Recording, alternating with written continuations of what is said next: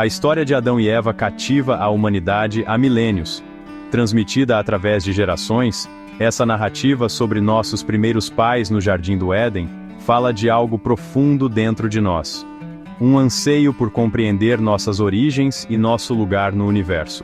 Embora frequentemente vista como domínio exclusivo da fé, a narrativa do Gênesis se cruza com descobertas científicas de maneiras intrigantes e esclarecedoras. As ferramentas da genômica, arqueologia e antropologia oferecem vislumbres do passado distante, ecoando temas encontrados no texto antigo. Para muitos, os campos da ciência e da fé parecem mundos separados, destinados a colidir em vez de coexistir. No entanto, explorar a convergência dessas duas perspectivas sobre a criação de Adão e Eva revela uma relação harmoniosa. A ciência, com suas observações meticulosas e testes rigorosos, desvenda o funcionamento intrincado do mundo natural. A fé, baseada na experiência espiritual e na revelação, fornece significado e propósito à nossa existência. Em vez de narrativas concorrentes, a ciência e a fé podem ser vistas como abordagens complementares para a compreensão da grande tapeçaria da criação. São dois lados da mesma moeda, cada um oferecendo uma perspectiva diferente sobre a mesma verdade profunda. Este ensaio investiga a fascinante interação entre as descobertas científicas e o relato bíblico de Adão e Eva, demonstrando como esses campos aparentemente díspares podem convergir para aprofundar nossa apreciação da beleza e complexidade da própria vida. Ao explorar as conexões entre a Eva mitocondrial, o Adão cromossômico e a narrativa do Gênesis, embarcamos em uma jornada que abraça tanto a investigação científica quanto a reflexão espiritual. Descobriremos que, longe de se contradizerem, a ciência e a fé podem enriquecer e informar uma a outra, conduzindo-nos a uma compreensão mais rica e matizada de nossa história humana compartilhada.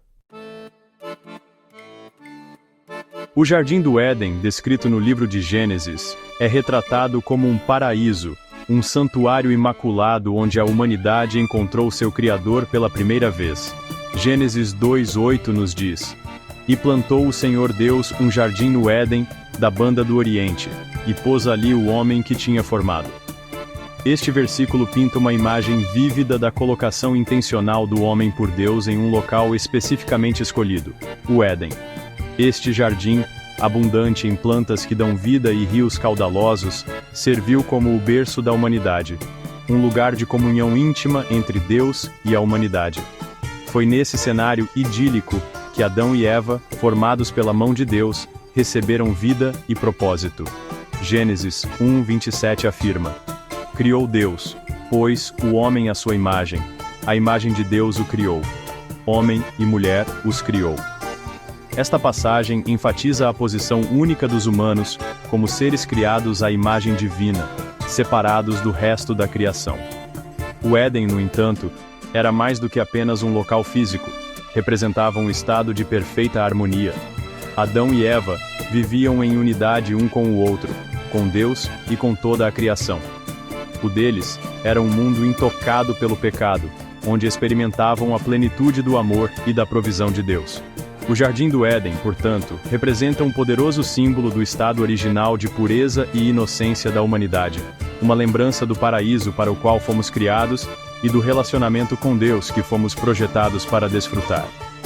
A história do tempo de Adão e Eva no Éden serve como base para a compreensão da condição humana.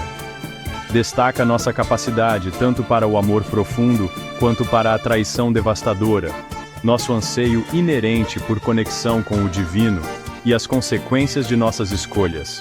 Embora não habitemos mais o Jardim do Éden físico, o anseio pelo paraíso permanece profundamente enraizado no coração humano. O livro de Gênesis, o primeiro livro da Bíblia, começa com um relato poderoso da criação.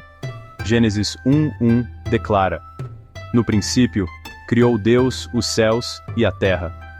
Essas palavras transmitem a verdade inspiradora de que o universo, em toda a sua vastidão e complexidade, não é um acidente, mas a criação deliberada de um Deus proposital. Este ato de criação não foi uma explosão caótica, mas um processo ordenado e intencional. Ao longo de 6 dias, Deus falou a criação à existência, formando a luz e as trevas, separando as águas do céu e moldando a terra e os mares. Ele encheu a terra com uma diversidade impressionante de vida vegetal e animal, cada uma intrincadamente projetada e perfeitamente adequada ao seu propósito. Finalmente, no 6º dia, Deus criou a humanidade. Gênesis 2:7 descreve este evento monumental. Então, formou o Senhor Deus o homem do pó da terra, e soprou em suas narinas o fôlego de vida, e o homem se tornou um ser vivente. Esta passagem revela o ato divino da criação, onde Deus pessoalmente formou Adão da terra e o infundiu com vida. Este ato de soprar vida em Adão significa o relacionamento único entre Deus e a humanidade. Ao contrário dos animais, os humanos possuem uma alma, uma essência espiritual, que reflete a própria imagem de Deus. O relato da criação em Gênesis enfatiza a bondade da criação de Deus. Gênesis 1:31 afirma: "E viu Deus tudo o que tinha feito, e eis que era muito bom." Esta declaração ressalta o valor inerente e a beleza do mundo natural, um mundo projetado para funcionar em harmonia e equilíbrio. A história da criação estabelece a base para a compreensão da sacralidade da vida e da responsabilidade que os humanos têm como mordomos da criação de Deus. É um lembrete de que não somos produtos acidentais do acaso cego, mas seres meticulosamente criados à imagem de um Deus amoroso e intencional. Seção 4. Eva mitocondrial. Rastreando nossa linhagem materna. Os avanços na genética abriram caminhos incríveis para a compreensão das origens humanas. Uma das descobertas mais convincentes é a da Eva mitocondrial. Nossas células contêm mitocôndrias, frequentemente chamadas de usinas de energia da célula, que possuem seu próprio DNA, separado do DNA encontrado no núcleo. Este DNA mitocondrial, ou mtDNA, é herdado exclusivamente da mãe. Ao analisar as mutações no mtDNA, os cientistas podem rastrear as linhagens maternas por milhares de gerações. Essas análises levaram à conclusão de que todos os humanos vivos hoje compartilham uma ancestral feminina comum que viveu na África há aproximadamente 100.000 a 200.000 anos. Essa mulher é chamada de Eva mitocondrial. É importante notar que a Eva mitocondrial não era necessariamente a única mulher viva na época, nem foi a primeira mulher. O termo Eva é uma representação simbólica do fato de que ela representa o ponto de convergência de todas as linhagens maternas humanas. A descoberta da Eva mitocondrial fornece evidências convincentes para a teoria Out of Africa, fora da África, que postula que os humanos modernos se originaram na África e depois migraram para outras partes do mundo. Seção 5. Adão cromossômico e Ibrahim Croquis. Desvendando nossa ancestralidade paterna. Assim como a Eva mitocondrial nos permite rastrear nossa ancestralidade materna, o Adão cromossômico Ibrahim fornece insights sobre nossa linhagem paterna. O cromossomo Ibrahim é um dos 2 cromossomos sexuais em humanos, com os homens possuindo um cromossomo X e um Ibrahim. O cromossomo híbrida é transmitido quase inalterado de pai para filho. Ao estudar as variações no cromossomo híbrida, os cientistas podem rastrear as linhagens paternas ao longo do tempo. Semelhante à análise do mtDNA, os estudos do cromossomo Y revelaram que todos os homens vivos hoje compartilham um ancestral masculino comum que viveu na África, estimado entre 180.000 e 340.000 anos atrás. Este homem é chamado de Adão cromossômico Y. Assim como a Eva mitocondrial, o Adão cromossômico Y não era necessariamente o único homem vivo na época, nem foi o primeiro homem. Ele representa o ponto onde todas as linhagens paternas convergem. Curiosamente, a Eva mitocondrial e o Adão cromossômico Y não viveram necessariamente ao mesmo tempo. Os períodos de suas existências, embora se sobreponham, não são idênticos. As descobertas da Eva mitocondrial e do Adão cromossômico fornecem evidências científicas fascinantes que apoiam a narrativa bíblica de uma única origem da humanidade.